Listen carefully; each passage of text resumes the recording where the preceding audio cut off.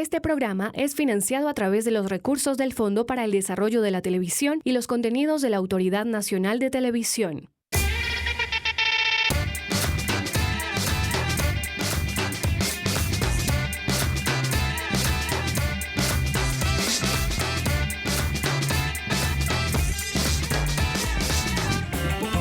Estamos en un capítulo más de Sistema Sonoro, la nueva franja musical de Canal 13. Nuestro recorrido continúa con una sección en la que cada 8 días tendremos en nuestro set a un personaje diferente, pero que cumpla con la condición de tener mucho para contar por todo lo que ha vivido y experimentado en el fascinante mundo de la música. Se trata de leyendas locales.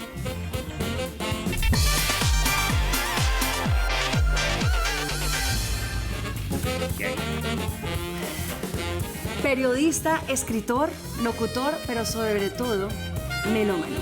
Bienvenido a nuestro Sistema Sonoro, Manolo. Un placer tener nuestro set. ¿Cómo se siente? Moni, muy bien, gracias y qué gusto estar aquí contigo. Pues quiero contarte que eres nuestro primer invitado de esta sección llamada Leyendas Locales. ¿La inauguramos? Uy, qué machera. Bueno, pues Manolo, hay muchas cosas por hablar contigo, pero sí queremos arrancar con algo que siempre nos has mostrado y es tu interés por los Beatles. Así que vamos a entrar, sí señor, ahí tenemos una edición especial de Let It Be, solo por ti. Ok, listo. Queremos inspeccionar un poco cómo empezó el amor por la música, tu amor por la música. Eso viene de casa. Mamá era una cantante, mamá tenía una voz de contralto, muy hermosa. Papá tocaba el piano.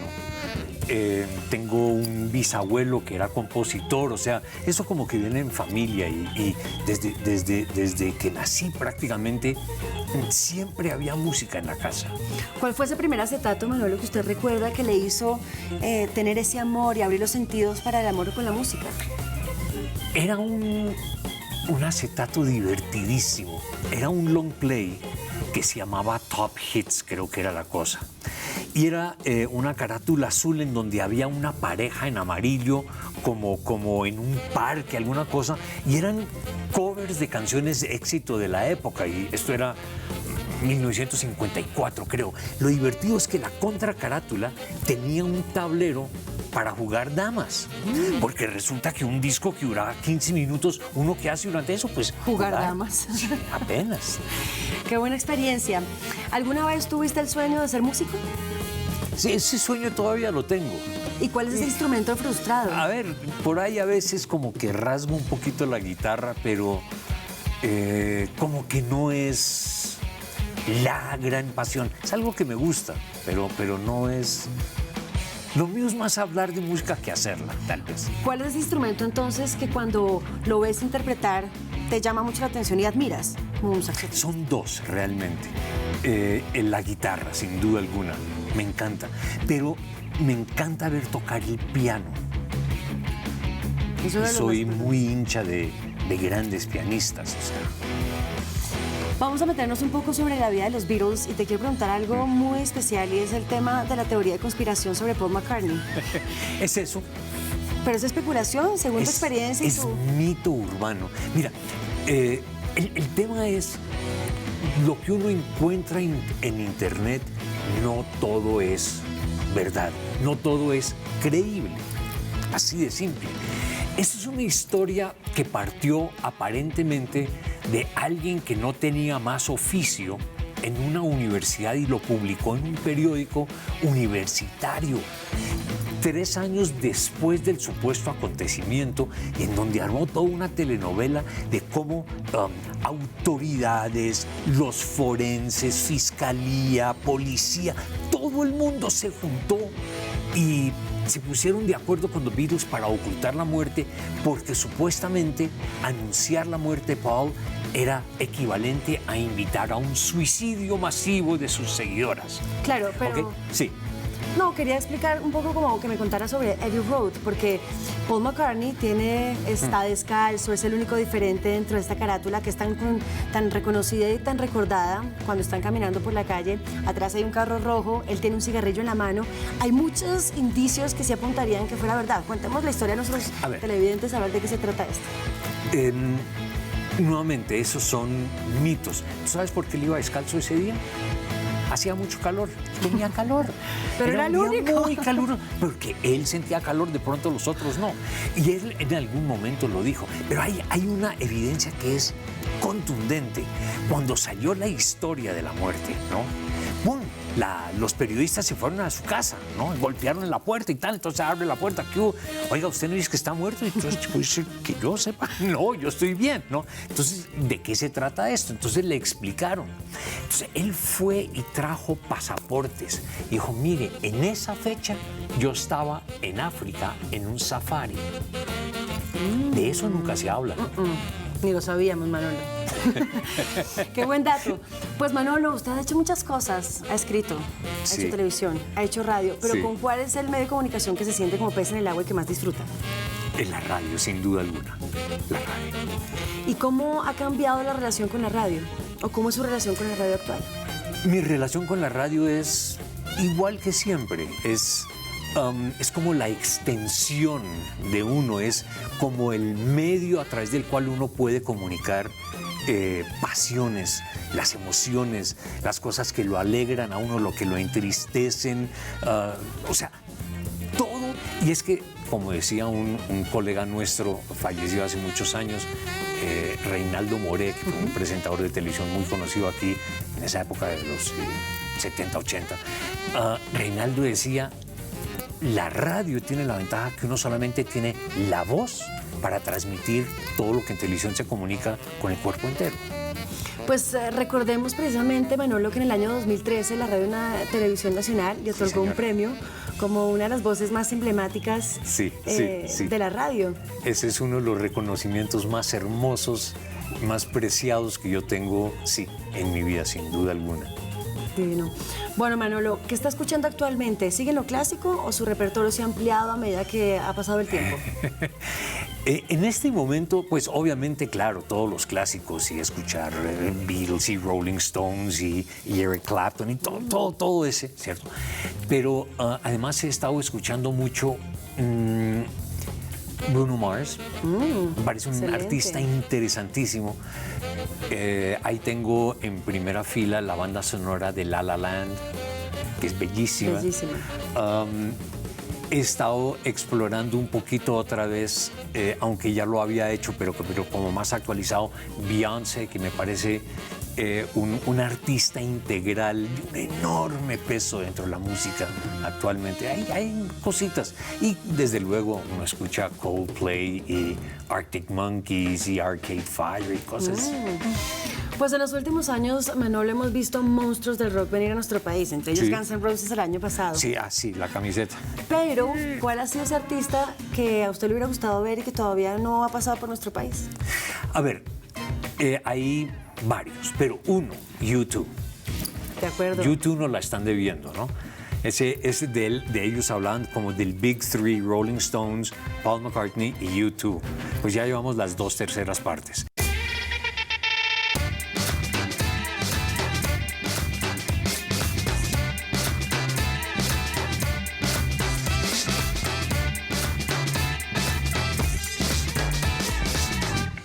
Y seguimos con nuestro invitado de lujo, hoy Manolo Belón, acompañándonos en Sistema Sonoro. Manolo, ¿qué tal el video de los Rolling Stones y qué tal esa vuelta al blues a sus orígenes? Es buenísimo, es buenísimo. Ellos nunca se han alejado mucho del blues, pero volverlos así como tan reconectados simplemente muestra que fueron muy buenos alumnos de los grandes maestros. De acuerdo. ¿Y cuáles serán esos grandes maestros que de pronto Mick Jagger y toda su banda pues tuvieron ahí como muy predominante? Pues ahí está Muddy Waters, B.B. King, Willie Dixon, de quienes grabaron varias canciones. Ahí hay una gran cantidad de esos artistas, inclusive, obviamente, en algún momento Robert Johnson, el gran claro. Robert Johnson, hace parte de esos maestros que tuvieron. Bueno, vamos a cambiar un poco de tema, Manolo, y vamos a hablar de los directores de orquesta.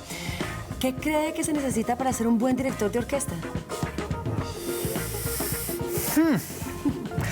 A ver, uno, tiene que saber de música. ¿De acuerdo? ¿Cierto? Tiene que conocer muy bien las obras que va a presentar. Eso no es simplemente coger una partitura y decirle a los músicos toquen las pepitas. De acuerdo. ahí juegan todos los temas de intenciones, de sentimientos que los músicos tienen que transmitir, pero significa que el director tiene que tener la sensibilidad para entender lo que los músicos deben hacer y lo que hacen, pero hasta el punto en donde si hay un violín en la sección de violines que no está funcionando, que sea capaz de detectar, o sea... Casi en absoluto. Uno, sí, claro, casi que oído absoluto, y tiene que conocer las obras, los músicos, tiene que ser un músico estudiado totalmente. Pues yo le quiero contar que Sistema Sonoro estuvo explorando en este oficio de ser director de orquesta, porque cuando asistimos a un concierto de una sinfónica podemos perfectamente disfrutar del repertorio de la orquesta, pero muchas veces quedamos desconcertados ante el gestionismo y el movimiento del director. En esta sección, dedicada a explorar los diferentes oficios de la música, el turno es para precisamente los directores de orquesta, que es toda una institución de la música clásica en Colombia. Se trata del maestro Eduardo Carrizosa, nuestro primer invitado a esta sección, y que es muy amablemente aceptó nuestra invitación para hablar de su rol. Esto es Universo Música.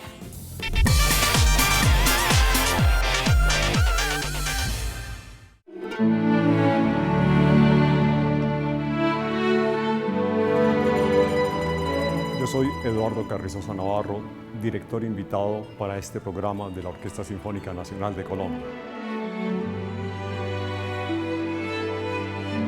Como director de orquesta llevo 34 años. He estado dirigiendo desde coro, hago música colombiana, dirigí banda sinfónica y llegué después a la Orquesta Sinfónica.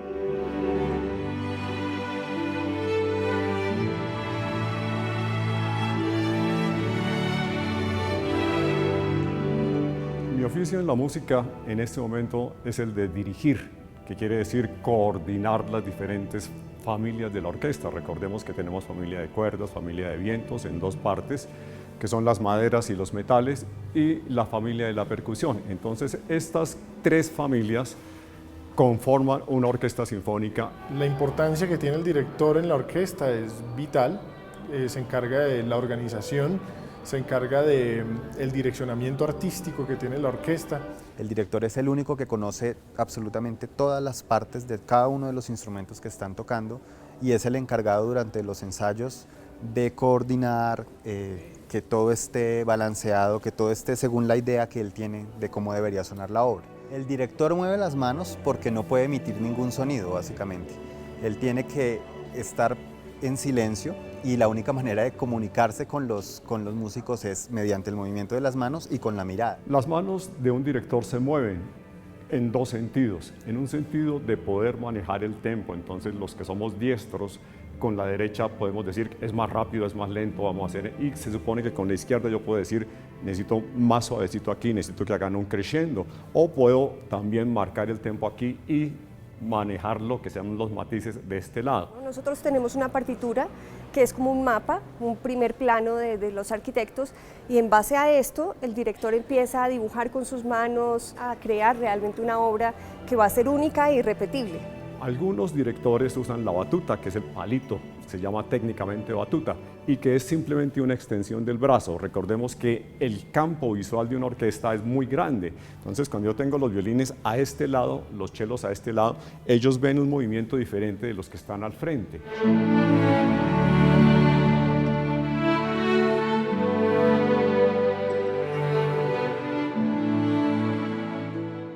En una orquesta, dependiendo de las obras, se pueden tener desde 60 hasta 120, 140 personas. Hay diferentes relaciones entre los directores y los músicos, ¿no? Digamos que a nivel profesional tiene que haber una cercanía importante hacia los principales de la orquesta son el concertino en primer lugar y luego después cada uno de los principales de cada sección. Otra que es que no en todos los directores encontramos, pero en este caso lo tenemos a un 100%, a un 200%, es la calidad humana, esa comunicación, esa relación con el ser humano realmente, porque estamos haciendo arte.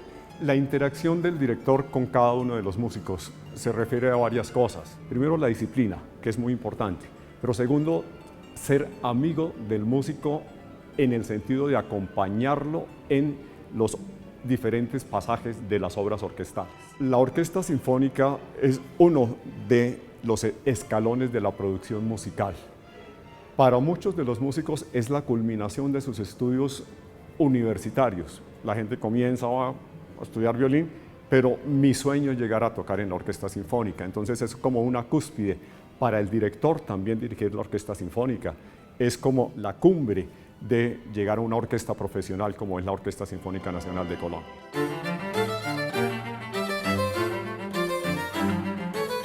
Toda la música es importante. Desde mi punto de vista, manejamos un gran repertorio. La orquesta se acerca a la llamada música académica, pero también hacemos música popular y sobre todo música popular colombiana.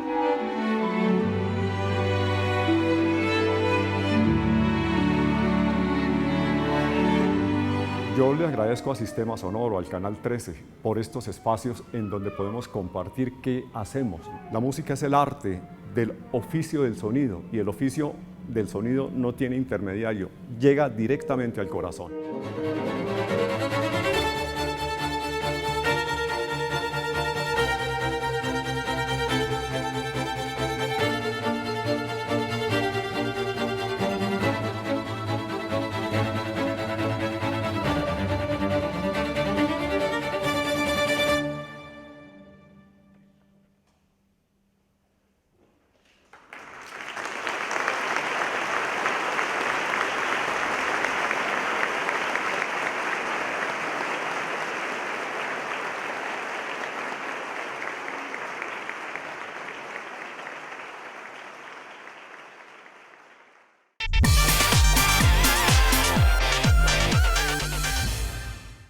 Manolo, nos estabas contando que tu mamá es cantante y vamos Sí. a... ¿Y tú eres cantante? Sí, también, soy soprano, mezzosoprano.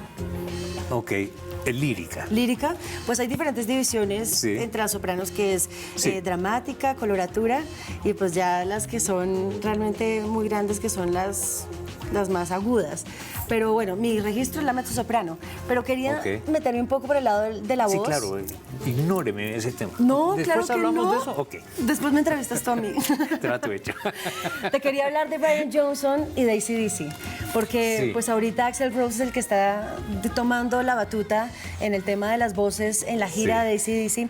¿Qué piensas sobre esto? Porque pues Brian Johnson tuvo que haber retomado también un papel que había dejado ya otro cantante atrás. ¿Qué nos cuentas de AC/DC? A ver, el problema con AC/DC, bueno, si se puede hablar de problema, es precisamente todos esos infortunios, ¿no? La muerte de, ¿cómo se llamaba? Scott, Scott. el Bon Scott. cantante original, Bon Scott, que murió muy joven, además por una intoxicación etílica, por favor. De acuerdo.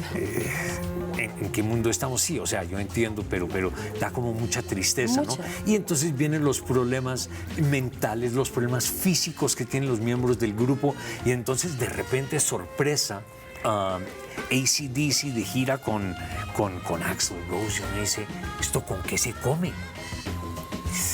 Pero parece que ha funcionado y la gente como que lo ha recibido bien. De Y acuerdo.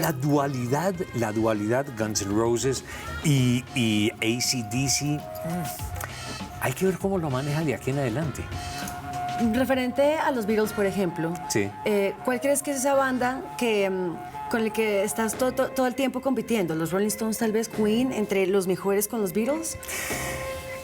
Yo no sé si realmente uno puede hablar de competencias, ¿no?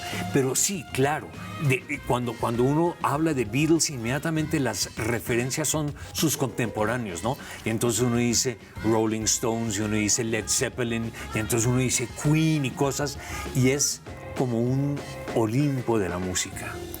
Vamos a volver al tema de la radio porque es muy interesante y sabemos además que te apasiona. Y es sobre Radio 15. Esos días que hacías radio, que contabas historias. ¿Tienes alguna anécdota importante que nos quieras compartir? Uy, anécdotas hay muchísimas, entre otras cosas porque la radio en directo, ¿no? O los medios cuando se hace radio, televisión en directo, da para embarradas, ¿no?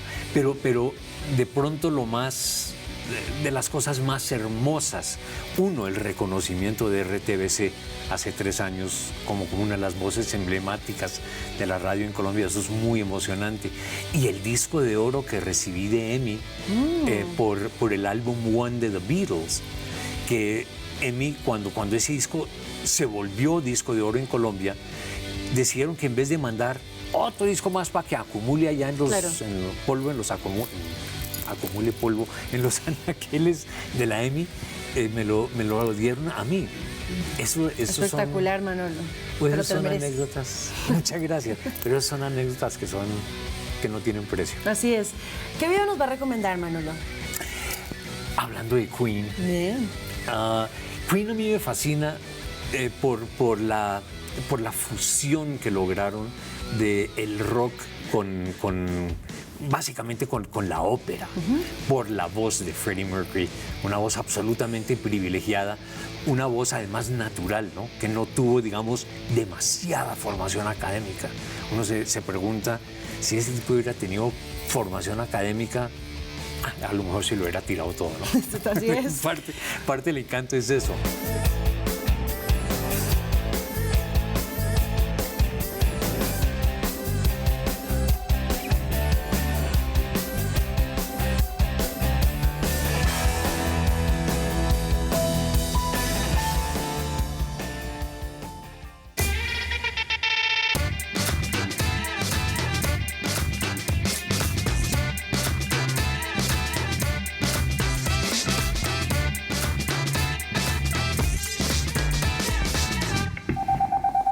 Este programa fue financiado a través de los recursos del Fondo para el Desarrollo de la Televisión y los contenidos de la Autoridad Nacional de Televisión.